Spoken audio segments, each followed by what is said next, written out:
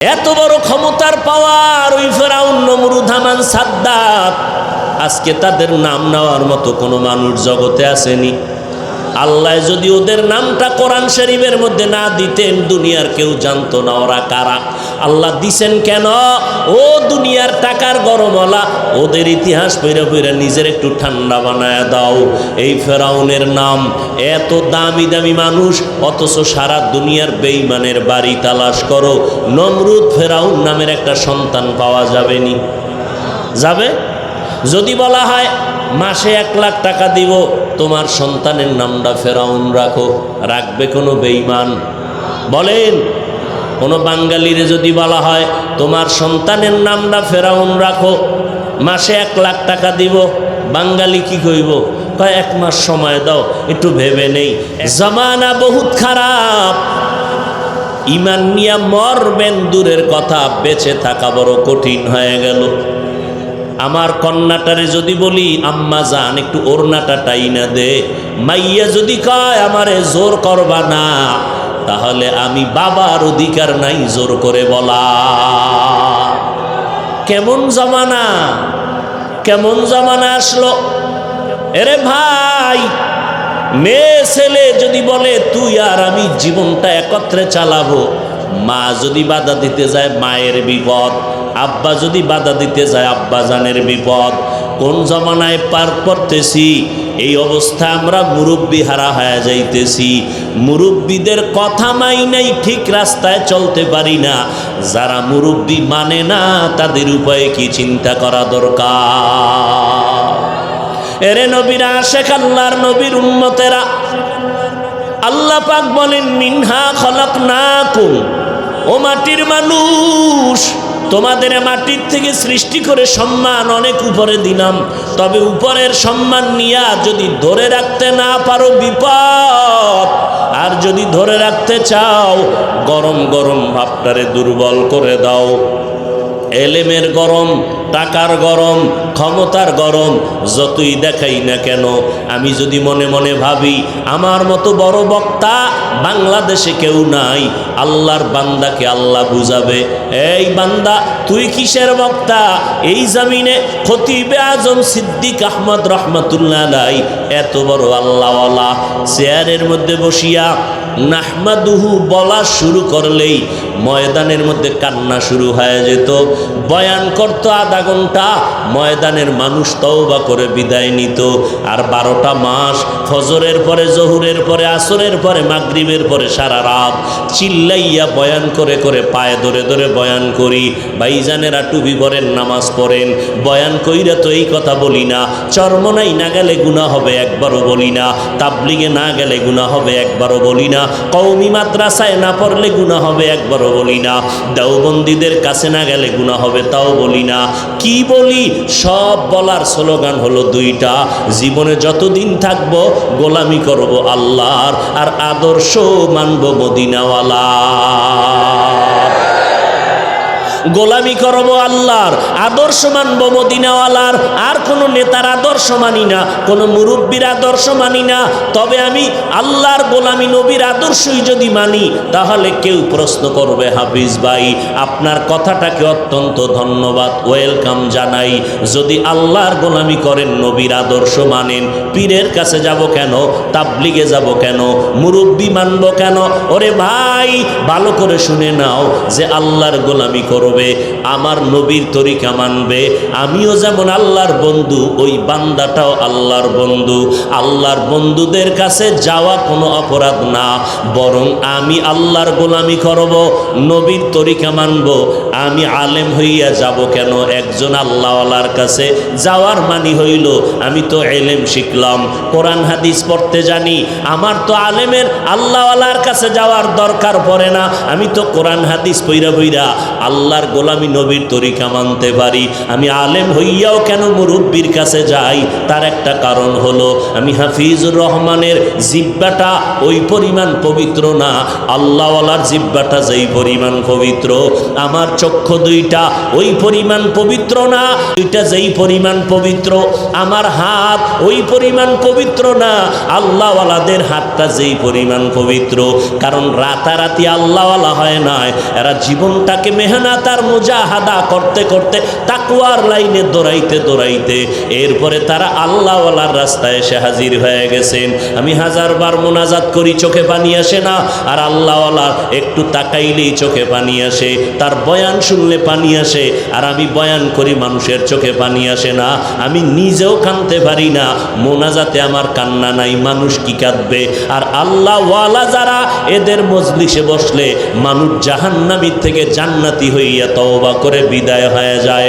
আমি আলেম, এই জন্য আল্লাহওয়ালার কাছে যাই। গেল আমার প্রশ্ন, এবার আপনারা কেন যাবেন? আপনাদের যাওয়া শুধু কেন না, আপনাদের যাওয়া তো ওয়াজিব। কারণ আপনি কোরআনের আরবি পড়তে পারেন না, হাদিসের আরবি বুঝেন না। এখন যদি আল্লাহর গোলামি করতে চান, নবীর সুন্নাত মানতে চান, আপনি তো বুঝেন না, জানেনও না। আল্লাহ কয় যারা জানে এদের কাছে চলে যাও। কারা জানে? আল্লাহ কোরআনে বলেন এরা হলো আহলে হক, উলামায়ে কেরাম। এদের কাছে যাইয়া এরপরে তুমি কোরআন হাদিস অনুযায়ী শিখিয়া নবীর তরিকার উপরে আমল করো। অতএব আমরা পীরের কাছে গেল আমগো সমস্যা নাই, কারণ আমরা পীরের গোলামি করি না, গোলামি করি আল্লাহর। আমরা তাবলিগে গেলে সমস্যা নাই, কারণ আমরা তাবলিগের গোলামি করি না, গোলামি করি আল্লাহর। তাবলিগে কেন যাই? নবীর রাস্তা চিনি না, সুন্নত চিনি না, চিনার জন্য যাই। আল্লাহর পথ চিনি না, চিনার জন্য যাই। এতটুকু বলার পরেও যারা প্রশ্ন করবে, এরাই হলো ইসলামের নামে মুনাফিক, ইহুদির দালাল।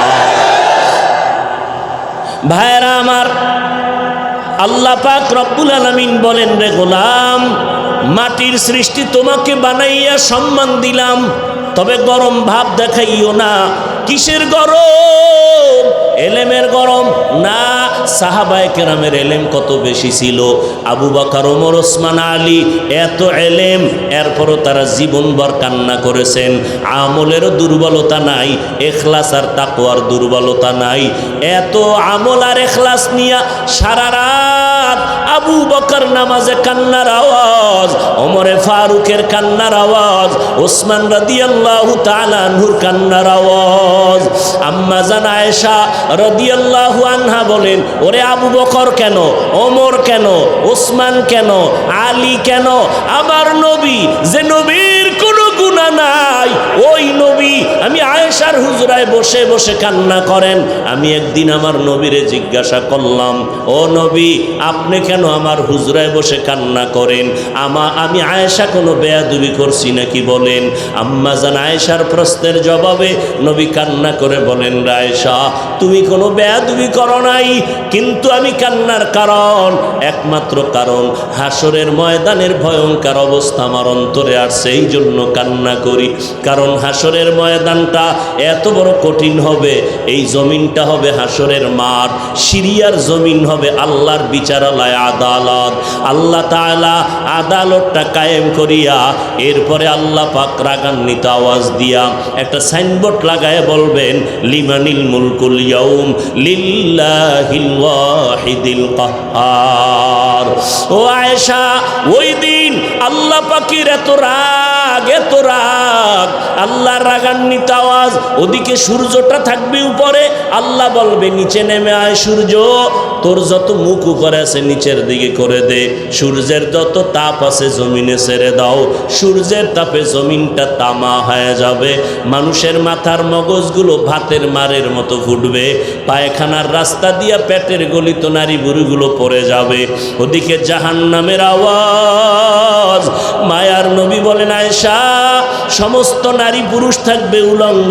ওই হাসরের মাঠে এত কঠিন অবস্থার কারণে যেই নবীদের কোনো গুনাহ নাই, ওই নবীরা নাফসি নাফসি বলে কান্না করবেন।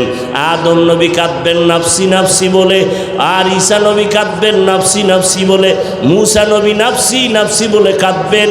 একমাত্র আমি মুহাম্মদ ওই কঠিন দিনে উম্মতি উম্মতি বলে চোখের পানি ছেড়ে কান্না করব। ও আল্লাহ, আমার উম্মতেরে বাঁচাও, আমার উম্মতেরে বাঁচাও। এরে গাজীপুরের মুসলমান, শ্রীপুরের মুসলমান, ওই নবী কেমন মায়ার নবী আমার, যেই নবীর শরীর মোবারকে মশা মাছি পড়া হারাম, যেই নবীর ঘাম থেকে মেশকের ঘেরান সূর্যের গরম লাগতে দেয় না, মেঘের খণ্ড ছায়া দান করে। নবীজি যেখানে কদম মোবারক রাখেন ওই জায়গা থেকে মেশকের ঘেরান আসতে থাকে। ও নবীর আশেকের দল, আজকে পায়ে হাত রেখে বারবার আমি তোমাদের বলি, ও আল্লাহর বান্দারা, আমার দল আসো, দল করো। এই কথা তো বলি না রে বাবা, সব কথার একটাই বাবা, পায়ে ধরে ধরে বলি, মদিনার নবীর আদর্শের মালাটা গলায় লাগাও, 5 বেলার নামাজ পড়ো। আজকে আপনিও মুসলমান, আমিও মুসলমান, আপনার আল্লাহ আমার আল্লাহ এক, আপনাদের নবী আমার নবী এক, আপনাদের কোরআন আমার কোরআন এক, আপনাদের কাবা আমার কাবা এক, আপনাদের ধর্ম আমার ধর্ম এক। দুনিয়াতে সবাই আসছি এক, বিদায় বেলাটাও হবে এক। আমাকেও যেমন 3টা সাদা কাফন দেওয়া হবে, আপনাদেরও 3টা সাদা কাফন দেওয়া হবে। কে চরমনাই, কে কওমি, কে আলিয়া, কে ধনী, কে গরিব, ভেদাভেদ নাই। 3টা সাদা কাফনে প্যাকেট করা হবে। কবরের সাইজও হবে এক। কবরে নিয়ে রাখার পর মাটি দিয়ে সব যখন চলে যাবে, 2 জন ফেরেশতা আপনার আমার কবরে আসবে। সবার বেলায় প্রশ্ন হবে 3টা, তাও হবে এক। রবের পরিচয় দাও, ধর্মের পরিচয় দাও, রাহমাতুল লিল আলামিনের পরিচয় দাও। এরে নবীর উম্মতের দল, ওই প্রশ্নের জবাব যারা দিতে পারবে, নবী বলেন তাদের কবর হবে রওজাতুম মির রিয়াজিল জান্নাহ। আর যারা জবাব দিতে পারবে না, তাদের কবর হবে হুফরাতুম মিন হুফারিন নার। ও আল্লাহর বান্দারা, কারা জবাব দিতে পারবে? আমি হুজুর, গ্যারান্টি নাই। ও ভাই, আপনি পারবেন, গ্যারান্টি নাই। তবে হ্যাঁ, নবী বলেন শতভাগ আশা করা যায়, যারা দুনিয়াতে রবের গোলামি করে যাবে, তারা কবরে গিয়া জবাব দিবে রব্বি আল্লাহ, আমার রব কেউ না, একমাত্র আমার রব হলেন আল্লাহ। দীনিয়াল ইসলাম, আমার ধর্ম আর কিছুই না, একমাত্র ইসলাম। যারা নবীর সুন্নত অনুযায়ী দুনিয়াতে চলাফেরা করে কবরে যাবে, নবীকে দেখানো মাত্র, নবীর আশেক পাগলেরা দেখা মাত্র চিনে ফেলবে আর বলবে, ইনি তো আমার সে মায়ার নবী। যেই নবীকে না দেখে নবীর সুন্নতের টুপি পরলাম, দাড়ি রাখলাম, নবীর মোহাব্বতের আদর্শ মেনে চললাম, আল্লাহ পাক সাথে সাথে গাইবি আওয়াজ দিয়ে বলবেন, ও ফিরিস্তা, আমার বান্দাটারে আর কষ্ট দিও না। আমার বান্দা দুনিয়াতে কষ্ট কম করে নাই, টাইম মতো খেতে পারে নাই, ঘুমাইতে পারে নাই। সব বান্দা বান্দি যখন ঘুমায় গেল, আমার এই আশেকটা জায়নামাজ বিছাইয়া ভোর রাত্রে আমি আল্লাহর কাছে কান্না করেছে। এখন আর দেরি না করিয়া কবরে জান্নাতের বিছানাটা দাও, 3.5 হাত কবর বড় বালাখানা বানায় দাও, জান্নাতের সাথে রাস্তা বানাও, আমার বান্দা আরামে ঘুমাবে, কেউ যেন ঘুমের মধ্যে ডিস্টার্ব না করে। ও এলাকার মা বোনেরা, ও পর্দার আড়ালের আম্মা জান, ও বৃদ্ধ বাবাজি, ও কলিজার টুকরা যুবকেরা, আল্লাহর কোরআনটা কি মিথ্যা মনে করেছো? নবীর কথাগুলো কি মিথ্যা মনে করেছো? 1 জন 2 জন 3 জন যদি বলে, সন্দেহ করা যায়। লক্ষ লক্ষ নবীদের কথা মিথ্যা মনে করার সুযোগ নাই, লক্ষ লক্ষ সাহাবায়ে কেরামের মিথ্যা হওয়ার সুযোগ নাই, কোটি কোটি ওলামায়ে কেরাম মিথ্যা বলার সুযোগ নাই। এরে নবীর উম্মতের দল, ওই কোরআন সত্য, নবীর কথা সত্য। ও আল্লাহর গোলাম, নবীজি বলেন, এই কবরে যাওয়ার পর যারা প্রশ্নের জবাব দিতে পারবে না, কারণ দুনিয়াতে যারা রবের গোলামি করে না, নবীর তরিকা মানে না, ইসলাম মানে না, এদেরকে যখন কবরে প্রশ্ন করা হবে, তখন তারা বলবে, হা হা লা আদরি, বড় আফসোস, আমি কিছুই জানি না, কিছুই জানি না। আল্লাহর নবী বলেন, আমার আল্লাহ তখন গাইবি আওয়াজ দিবেন রাগান্বিত হইয়া, ও কবরের ফেরেশতা, এই নাফরমানকে আর সময় দিও না। আমি আল্লাহ দুনিয়াতে কম সময় দেই নাই। আমার দেওয়া পানি, বাতাস, সূর্যের আলো, চাঁদের আলো, জমিনের ফসল, গাছের ফল, নদীর মাছ খাইয়া এত বড় নিমক হারাম, একবারও আলহামদুলিল্লাহ বলে নাই। ওলামায়ে কেরাম পায়ে ধরে ধরে নামাজের দাওয়াত দিত, এক বেলার নামাজও ঠিক মতো আদায় করে নাই। এখন আর দেরি নাই, কবরের মধ্যে জাহান্নামের বিছানাটা বিছাইয়া দাও, জাহান্নামের সাথে রাস্তা বানায় দাও। কবরে জাহান্নামের আগুন একটা না, দুইটা না, 70 থেকে 99টা সাপ। আল্লাহর নবী বলেন, আমার আল্লাহ রাগান্বিত হইয়া কবরের মাটিকে ডেকে বলবেন, এর কবরের মাটি, এই গুনাহগারকে দুই পার্শ্ব থেকে জোরে জোরে চাপ দাও। এত জোরে চাপ দিবে পাঁজরের হাড়গুলো চুরমার হয়ে যাবে। এরে যুবক, ওই কবরের একটা সেকেন্ডের আযাব সহ্য করার ক্ষমতা তোমার আমার কারো নাই। একটা মশার কামড় সইতে পারি না, মাটির চাপ কবরে কেমন করে সহ্য করবা? নবীজি বলেন, জাহান্নামের কথা যখন কানে আসবে, 2 ফোঁটা চোখের পানি ছেড়ে দিয়ে তওবা করো, আর আল্লাহকে ডেকে ডেকে বলো, হে মালিক, এই ময়দানে আমার মতো গুনাহগার কেউ নাই। মানুষ আমাকে সম্মান করিয়া চেয়ারে বসাইল, কত সম্মান, অথচ আমার গুনার খবর যদি কেউ জানতো, কেউ সম্মানের চেয়ারে বসাইতো না। ও আল্লাহ, আপনি জানেন আমি কত বড় অন্যায়কারী, আমার অন্যায়ের খবর আমার মা বাবা পরিবারের কেউ জানে না। আয় আল্লাহ, আপনি জানার পরে রাগ করিয়া পানিও বন্ধ করেন নাই, বাতাস বন্ধ করেন নাই। ও যুবকেরা, স্কুলে পড়ো, কলেজে পড়ো, চাকরি করো, ব্যবসা করো, কোনো বাধা নাই। তবে আমার মাওলার মোহাব্বত নিয়ে নবীর তরিকা মেনে 5 বেলার নামাজ পড়ো, মা বাবার দোয়া নিয়ে চলো, ওলামায়ে কেরামের দোয়া নিয়ে চলো, আর নবীর তরিকা নিজের আপন গলার মালা বানাও। স্কুলে পড়া বন্ধ করা লাগবে না, চাকরি ছাড়া লাগবে না, ব্যবসা বন্ধ করা লাগবে না।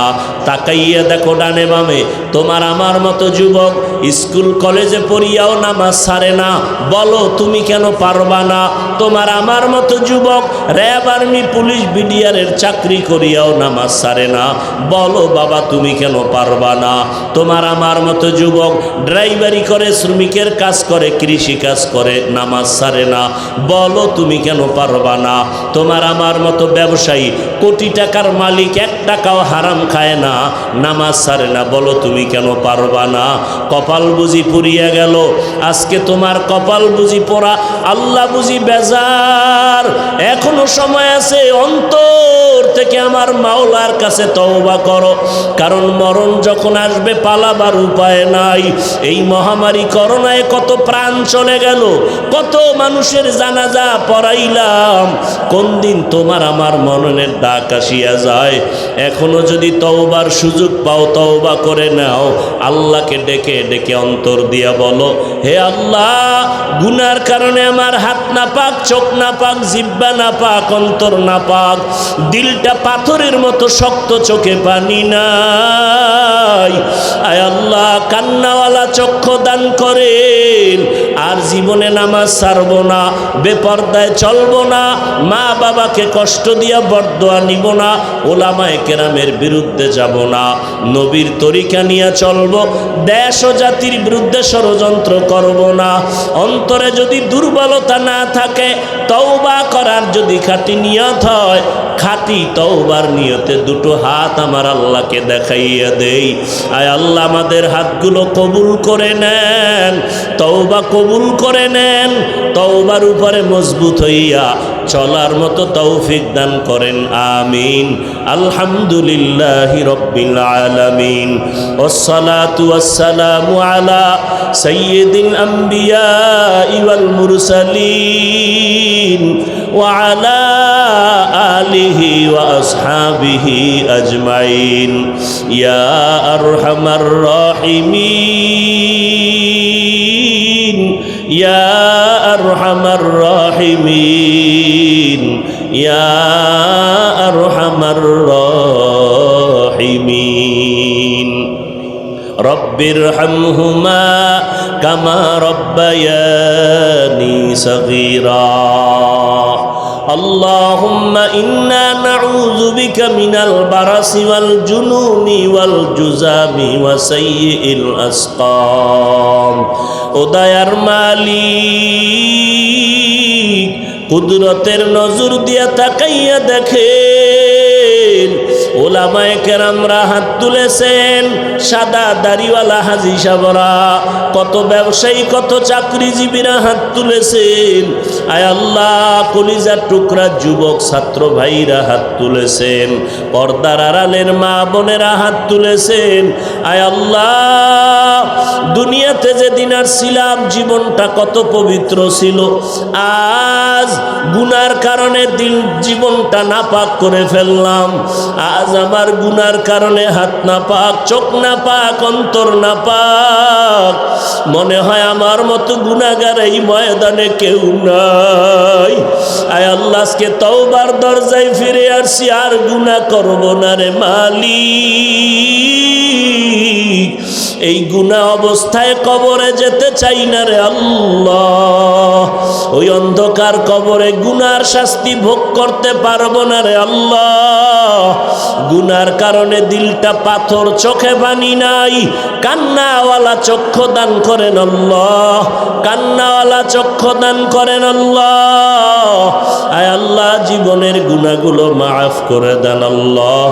আয় আল্লাহ, মাহফিল কবুল করে নেন, আয়োজনকারী সহযোগিতাকারীদের কবুল করে নেন। আয় আল্লাহ, অতিথিবৃন্দদের কবুল করে নেন।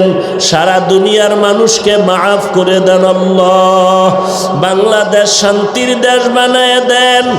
মিনহা খালাকনাকুম, আল্লাহ বলেন, হে জগতের মানুষ, তোমাদেরকে আমি আল্লাহ মাটির থেকে সৃষ্টি করেছি। অফিহা নুঈদুকুম, এবং ওই মাটির গর্ভেই নিয়ে যাওয়া হবে। অমিনহা নুখরিজুকুম তারাতান উখরা, এবং ওই মাটির গর্ভ থেকে পুনরায় আমি আল্লাহ তোমাদেরকে আদালতে হাজির করব। নবীজি বলেন, মাইয়েতকে যখন কবরে রেখে সবাই চলে যায়, দুজন ফিরিস্তা কবরে আসে মাথার কিনারার থেকে।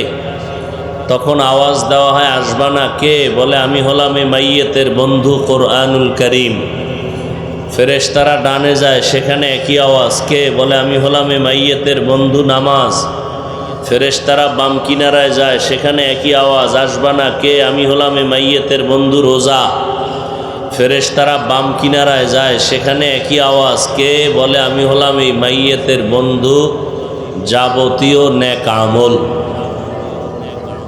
অপারেটর ইকো বন্ধ করে রিভাব দেন, ভলিউম দেন।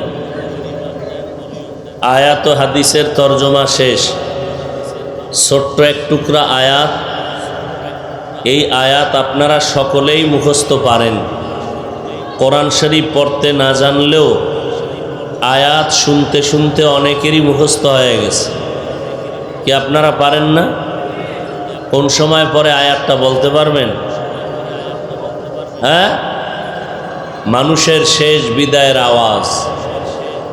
মিনহা খালাকনাকুম ওয়া ফীহা নুঈদুকুম ওয়া মিনহা নুখরিজুকুম তারাতান উখরা। শেষ বিদায়ের আওয়াজ। আয়াত ছোট, কিন্তু এর ভেতরে মর্মার্থ অনেক বিশাল। তিনটা বিষয় এখানে আলোচনা। প্রথম হলো মিনহা খালাকনাকুম, সৃষ্টির রহস্য নিয়ে আলোচনা। দ্বিতীয় হলো অফিহা নুঈদুকুম, আলমে বরজাক তথা কবর জগৎ নিয়ে আলোচনা। তৃতীয় অমিনহা নুখরিজুকুম তারাতান উখরা, কিয়ামতের জগৎ নিয়ে আলোচনা। আমি শুধু সৃষ্টির উপরে কিছু আলোচনা করার চেষ্টা করব। যদি আপনারা ধৈর্যের সাথে বসেন আল্লাহ আমাকে তৌফিক দান করেন, তাহলে কিছু কথা বলার চেষ্টা করব ইনশাআল্লাহ। আল্লাহ আমাদেরকে কবুল করেন। আরো মহব্বতে বলেন। আল্লাহ বলেন, আমি তোমাদেরকে মিনহা খালাকনাকুম, সৃষ্টি করেছি মিনাত তুরাব, মাটির থেকে। তোমাদেরকে বলতে মানব জাতি যারা তোমরা। এখন আল্লাহ তাআলা তো আদমকে মাটির থেকে বানাইলেন ডাইরেক্ট, আমাদেরকে তো ডাইরেক্ট মাটির থেকে বানান নাই। এমনকি আম্মাজান হাওয়া আলাইহাস সালামকেও ডাইরেক্ট মাটির থেকে বানান নাই। তাহলে তোমাদেরকে বলতে তো অনেক, হালাকে মাহু সামিআম বাসীরা। মানুষ ছিলা তোমরা অস্তিত্বহীন, আমি আল্লাহ নাপাক পানির মাধ্যমে তোমাদেরকে অস্তিত্বে এনে দিলাম। অপারেটর নাই, ইকো বন্ধ করে রিভাব দেন, সাউন্ড বাড়ান। আল্লাহ অন্য আয়াতে বলেন, আমি মানুষ সৃষ্টি করেছি জমাট রক্ত থেকে। ইকরা বিসমি রাব্বিকাল্লাযী খালাক, খালাকাল ইনসানা মিন আলাক। আল্লাহ বলেন, হে নবী আপনি পড়েন আপনার রবের নামে, যিনি স্রষ্টা এবং যিনি সৃষ্টি করলেন ইনসানকে জমাট রক্ত থেকে।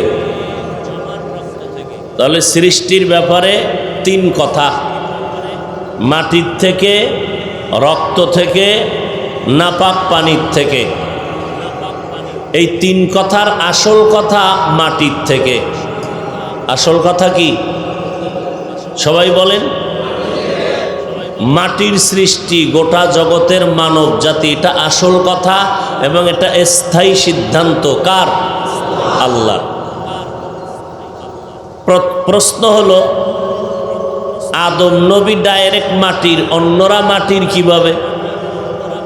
আবার অন্যরা যদি মাটির থেকে হয়, তাহলে নাপাক পানি আর রক্ত থেকে কিভাবে সৃষ্টি হলো? তাও তো আল্লাহ বলেছেন।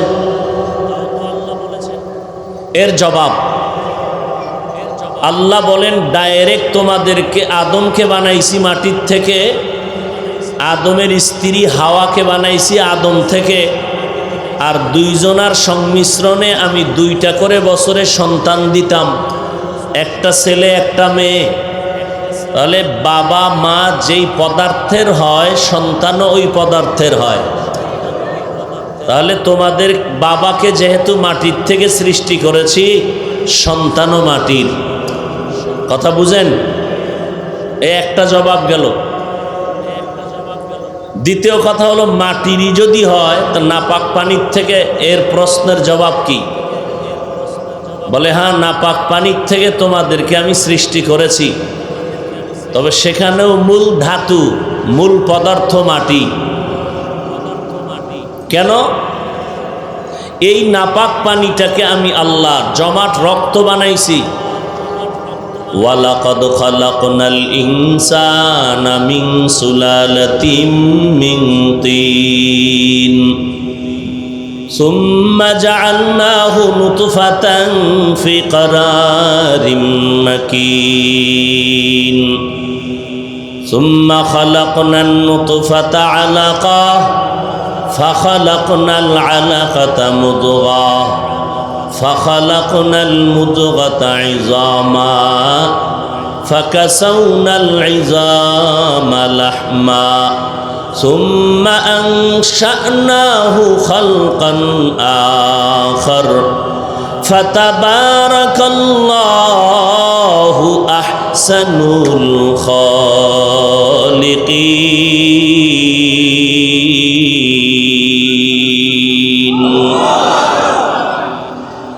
আল্লাহ বলেন নাপাক পানিটাকে আমি আল্লাহ 40 দিন করে ফেরেশতার মাধ্যমে মেহনত করায় রক্ত বানাইলাম।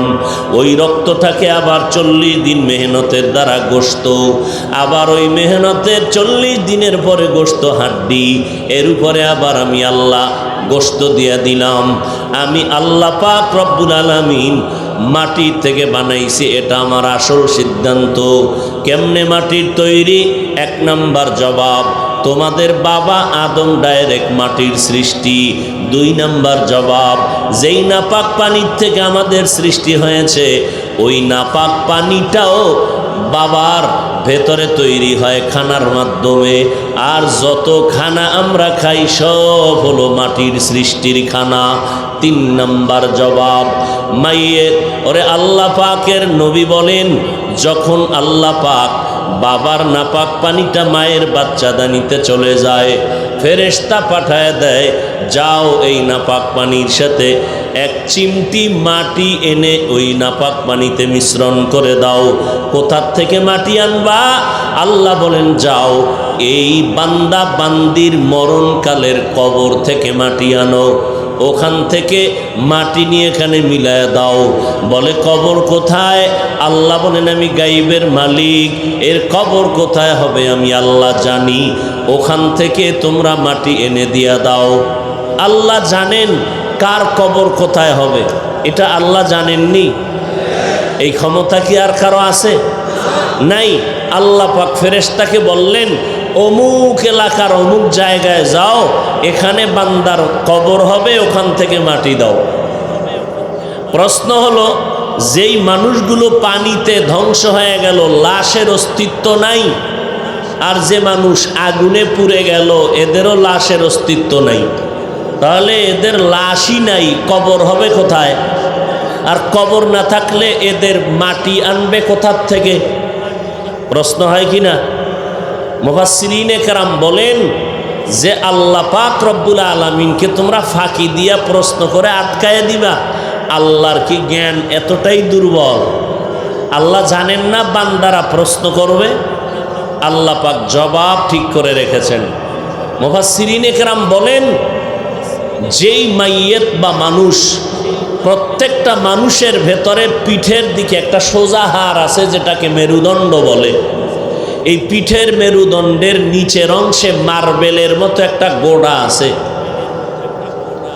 মানুষ আগুনে শেষ হয়ে যাক অথবা পানিতে পচে গলে নিঃশেষ হয়ে যাক, ওই হাড়ের নিচের যে গোড়া, এটা কখনোই ধ্বংস হবে না। তাহলে আগুনে পড়ুক আর পানিতে মরুক, ওই গোড়াটা কোনো না কোনো এক সময় গিয়া মাটির সাথে মিশবে, আর ওই স্থানটাই হবে তার কবর। আর ওখান থেকেই ইসরাফিল সিংগায় ফুৎকার দেওয়া মাত্র মানুষ এখন যেই হালাতে মরল সুরতে, ওখান থেকেই হাসরের ময়দানে উঠে দাঁড়াবে। তাহলে এতক্ষণ যুক্তি টুক্তি দিয়া আল্লাহ বান্দাদের কি বুঝাইতে চাইলেন? তোমরা মাটির সৃষ্টি। কিসের সৃষ্টি? আমরা মাটির সৃষ্টি। এখন প্রশ্ন, মাটি থাকে পায়ের নিচে, উপরে মারলেও নিচে যায়, মাটির গতি উপরে না নিচে? তাহলে নিচের মাটি দিয়ে আমাদের বানাইয়া আল্লাহ বলেন, তোদের মনটা বেজার করবি না রে গোলাম, কারণ আমি আল্লাহ তোর পায়ের নিচে মাটি, ওই মাটির থেকে বানাইয়া তোর সম্মানটা মাটি পায়ের নিচে রাখি নাই। আমি আল্লাহ তোর সম্মানটা এত উঁচু করে দিলাম, নূরের সৃষ্টিও এত দামি না, মাটির সৃষ্টি যত দামি, আগুনের সৃষ্টি জিনেরাও এত দামি না। আমি আল্লাহর আদালতে মাটির সৃষ্টির এত দাম। মাটির সৃষ্টির মতো শ্রেষ্ঠ কাউকে বানাই নাই, নূরের সৃষ্টির থেকেও মাটির সৃষ্টির মূল্য বেশি। ওয়ালাকাদ কাররামনা বানি আদম ওয়া হামালনাহুম ফিল বাররি ওয়াল বাহরি ওয়া রাযাকনাহুম মিনাত তাইয়্যিবাত ওয়া ফাদ্দালনাহুম আলা কাসীরিম মিম্মান খালাকনা তাফদীলা।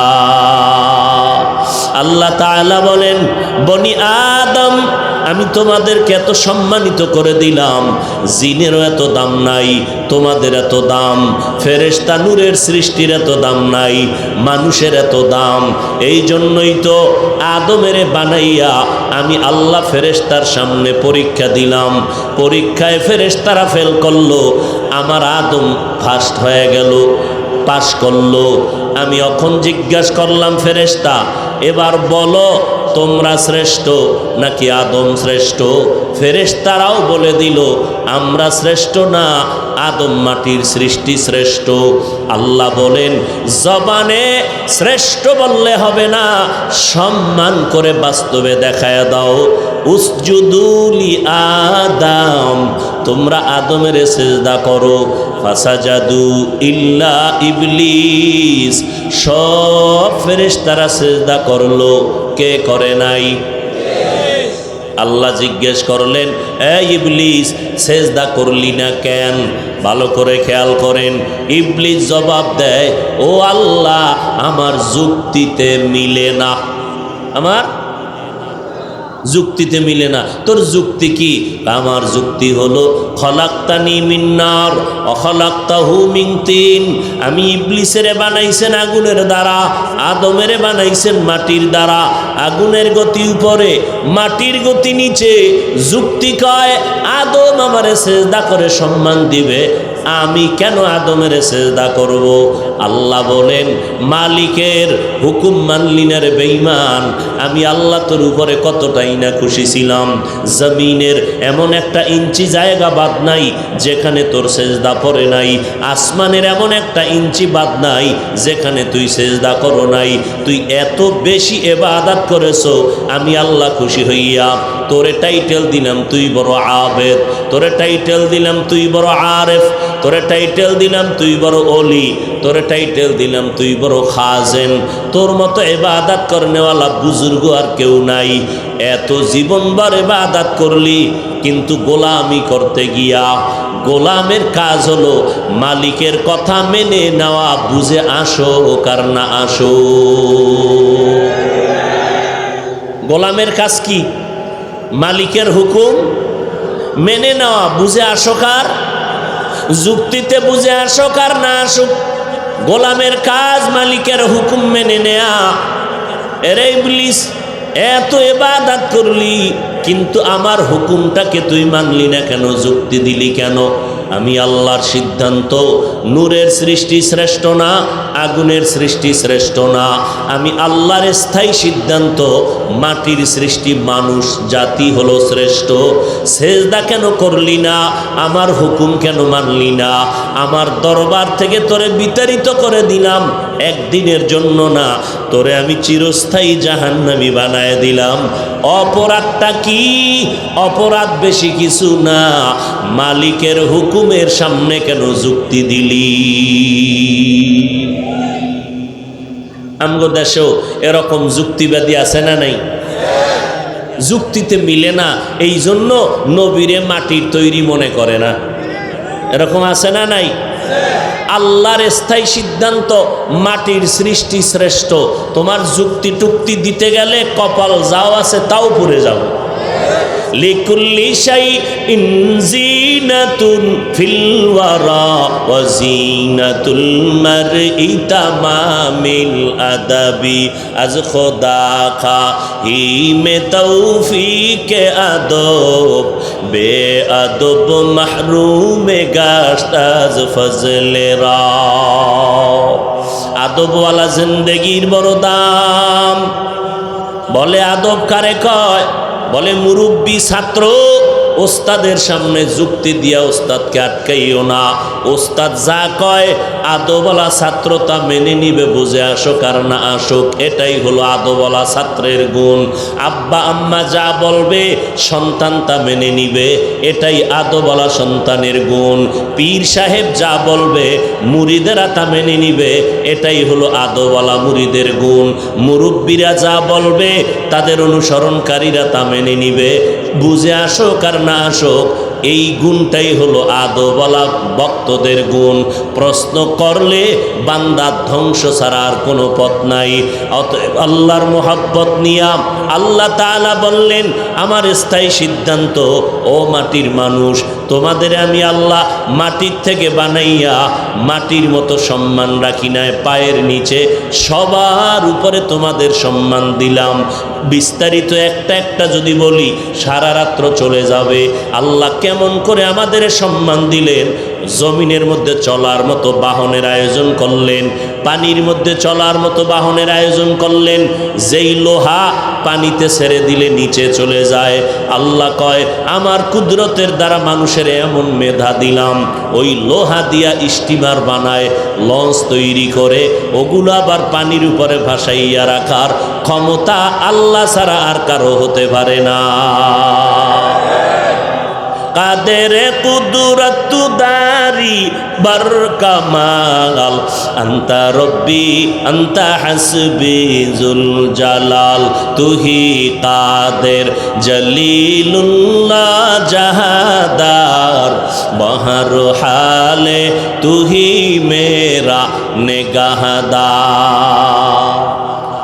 আল্লাহ তাআলা বলেন, দেখ আমি আল্লাহ কেমন কুদরতের মালিক।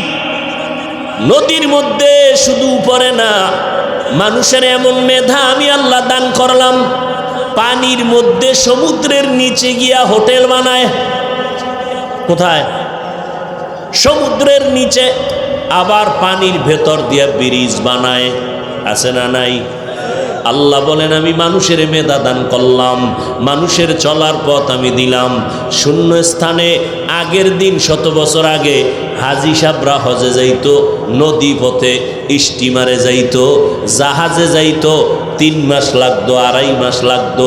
ওই সময়ে যদি আমি হাফিজুর রহমান একটা বয়ান দিয়ে বলতাম তোমরা সব পাগলের দল, মক্কা যাইতে 2.5 মাস লাগেনি, আমি 6 ঘন্টায় নিয়ে যাবো, কাফের কইতে আর দেরি লাগতো নি? বলতো জগতের এক কাফের পাওয়া গেল। দেখেন না এখন একজন আর একজনকে কাফের বলতে কোনো চিন্তাও করে না, মনে হয় যেন কাফের কন্ট্রাক্টারই নিয়ে নিস। আল্লাহ হেদায়াত দান করেন। তাবলিগলারা কাফের, চরমনাই কাফের, দেওবন্দিরা কাফের, কাফের কাফের বলতেছে। মদিনাওয়ালা কি কয়? যদি কেউ কাউকে কাফের কয় তাহলে 2 জনার 1জন কাফের। 2 জনার, যাকে কাফের বলল সে যদি কাফের না হয়, যে বলছে সে কাফের। যে বলছে, ওই শব্দটা ঘুরতে ঘুরতে ঘুরতে ঘুরতে উপরে যায়। এইবার কয় আল্লাহ যারে কাফের বলছে ওই লোকটা তো কাফের না, এখন আমি কই যামু? শব্দটা আল্লাহ কয় যে বলছে তার মাথার উপরে গিয়া পড়ে যা, ওই লোকটার মাথার উপরে গিয়া পড়ে যায়। এই জন্য আল্লাহর কোরআন বলে গালি দেওয়া হারাম, নবীর হাদিস বলে গালি দেওয়া হারাম। আমার নবী মাত্র 23 বছরে মক্কা মদিনাকে বিজয় করেছেন গালির মাধ্যমে না, সুন্দর ব্যবহারের মাধ্যমে। আচ্ছা আমাকে একটা জবাব দেন, দিবেননি না ঘুম আসতেছে আপনাদের? নবীজির যুগে ইসলামের দুশ্মন ছিল? বুঝা শুনে বললেন। বর্তমানে আছে?